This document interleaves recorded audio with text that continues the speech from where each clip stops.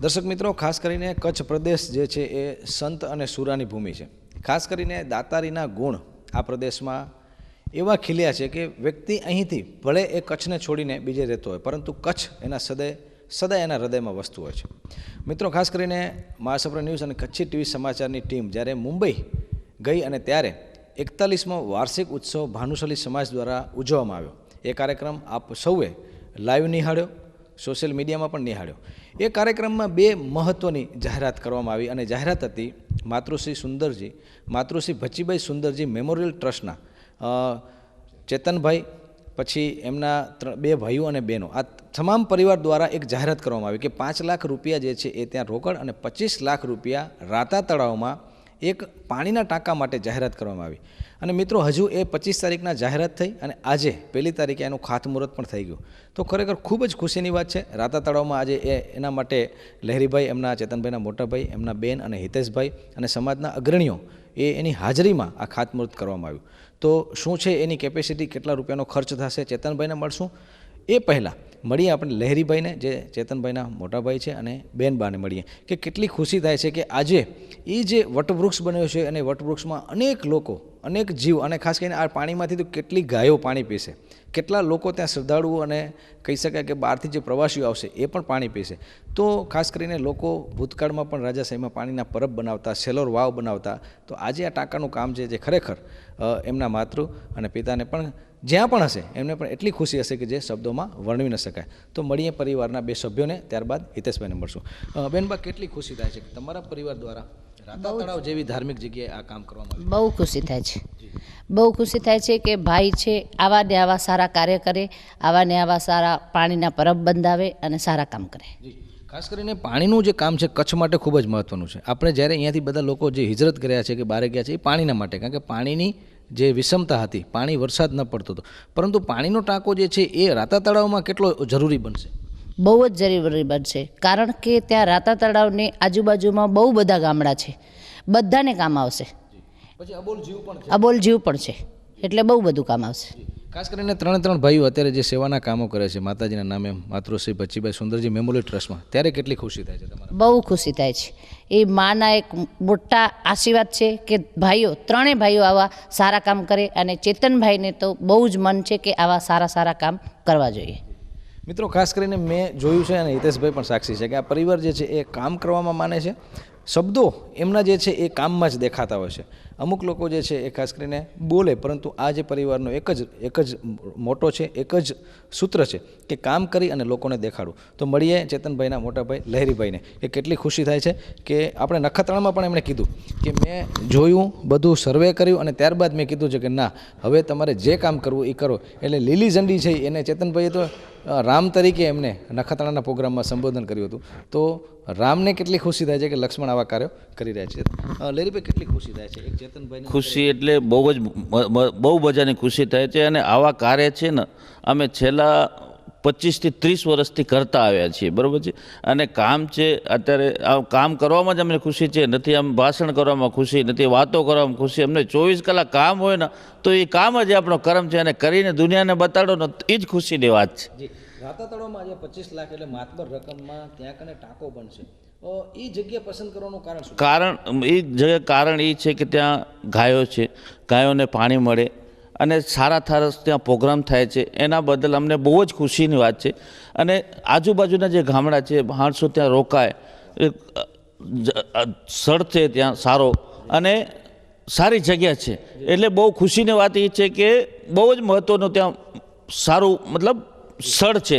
એના હિસાબે અમને ખુશી થઈ અને આ પ્રોગ્રામ અને અમને કોઈક સજેસ્ટ કર્યું કે આ ભાઈ કરવા જેવું છે. તો અમે કીધું કોઈ વાંધો નથી, કરો, સારો કાર્ય છે અને આપણે ભગવાને શક્તિ આપી છે તો એ પ્રમાણે શક્તિનો ઉપયોગ કરવો જોઈએ. એ પ્રમાણે અમે સજેસ્ટ કર્યું. તો 25 તારીખના મેં કીધું કે 25 જાન્યુઆરીના આ જાહેરાત થઈ અને આજે 1 તારીખના એનું ખાતમુહૂર્ત પણ થઈ ગયું. હિતેશભાઈ, ખાસ કરીને ચેતનભાઈના નાના ભાઈ કહો, મિત્ર કહો, અને એક સદાય એની છાયાની જેમ એની સાથે રહેતા, અને કઈ જગ્યાએ, કારણ કે નાણો જે છે એનો દુરુપયોગ ન થાય, સાચી જગ્યાએ એક રૂપિયો વપરાય એની તકેદારી રાખતા હિતેશભાઈને મળીએ કે હિતેશભાઈ, આ જગ્યા ઉપર ખરેખર જે કામ થયું છે અને જે થવા જઈ રહ્યું છે એ ખરેખર પ્રશંસનીય છે અને ઐતિહાસિક કામ છે. ત્યારે મળશું કે એનો ખર્ચ શું છે અને એની કેપેસિટી શું છે અને કઈ રીતે આ કામ જે છે એ એમની દેખરેખ હેઠળ પૂર્ણ થાય, કારણ કે એ પણ જરૂરી છે કે કામ બહુ સારું થાય. જય માતાજી બાપુ. ખાસ તો પહેલાં આપની ચેનલના માધ્યમ દ્વારા આજે એવો શુભ દિવસ છે. અમારી વાણીની દેવી માં સરસ્વતી એવી આજે વસંત પંચમીની આપ સૌને આપની ચેનલ દ્વારા કચ્છવાસીઓને અને કચ્છ બહાર રહેતા તમામ લોકોને મારી વસંત પંચમીની ખૂબ ખૂબ શુભેચ્છાઓ.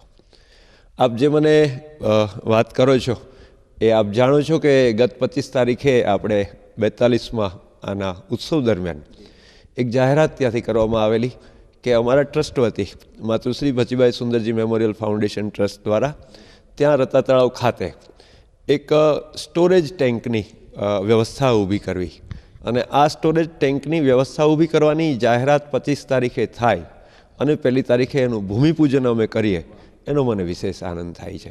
ઘણી બધી કેસમાં એવું થતું હોય છે કે જાહેરાતો ઘણી થતી હોય પણ કામની ગતિ એટલી નથી હોતી. પણ 25 તારીખની એ જાહેરાત બાદ આજે અમે 1 તારીખે અમારા મોટાભાઈ લેરીભાઈ, અમારા બેન શ્રી તરુણાબેન અને સમાજના આગેવાનો ઉમરશ્રીભાઈ, અમારા હરિભાઈ અને બીજા બધા આગેવાનો આશુભાઈ, એ તમામ લોકોની હાજરીમાં આજે ભૂમિપૂજન કર્યું છે. અહીં જે આ પાણીની વ્યવસ્થા ઊભી કરી છે એ ખાસ એની એક વિશેષ વ્યવસ્થા એવી છે કે રતા તળાવ ખાતેની એક એવું લોકેશન પસંદ કરવામાં આવ્યું છે કે એ લોકેશન ઉપર આ પાણીનો ટાંકો બનશે. તો અમારી જે રતા તળાવ ખાતેની આવડી મોટી ગૌશાળાઓની બાકીની 8 થી 10 જગ્યાએ પાણીની જે સપ્લાયની વ્યવસ્થા છે એ તમામ વ્યવસ્થાઓ આ પાણી ટાંકામાંથી થશે. અને આની કેપેસિટી 3.5 લાખ લીટરની કેપેસિટી છે. એનું ગામડું, નાનકડું ગામડું પાણી પી શકે એટલી કેપેસિટીની આ વ્યવસ્થા ઊભી કરેલી છે. આ જ પાણીની સ્ટોરેજમાંથી ત્યાં ગૌશાળામાં પાણી જશે. આ જ સ્ટોરેજ ટેન્કમાંથી ત્યાં અમારું સર્કિટ હાઉસ, ગેસ્ટ હાઉસ એની માટેની જે વ્યવસ્થાઓ છે એના માટે જશે.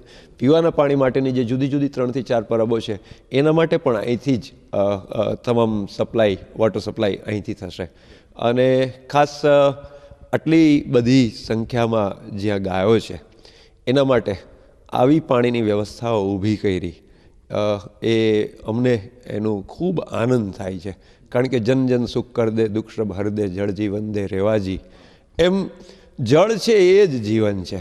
અને એની સાથે મને એક બીજી વાતનું પણ ગૌરવ છે આપને કહેતા કે અગાઉ 2012ની સાલમાં આ જ જગ્યા ઉપર, આ જ સ્થળ ઉપર જ્યારે અહીં કૂવાની અને એ કૂવાથી લઈ અને આ જે સ્ટોરેજ ટેન્ક બનાવવાની છે ત્યાં સુધીની જે પાણીની લાઈન કરવાની હતી એનું પણ 11 લાખ રૂપિયા ખર્ચ અગાઉ અમારા ટ્રસ્ટ દ્વારા 2012ની સાલમાં આપવામાં આવેલું છે.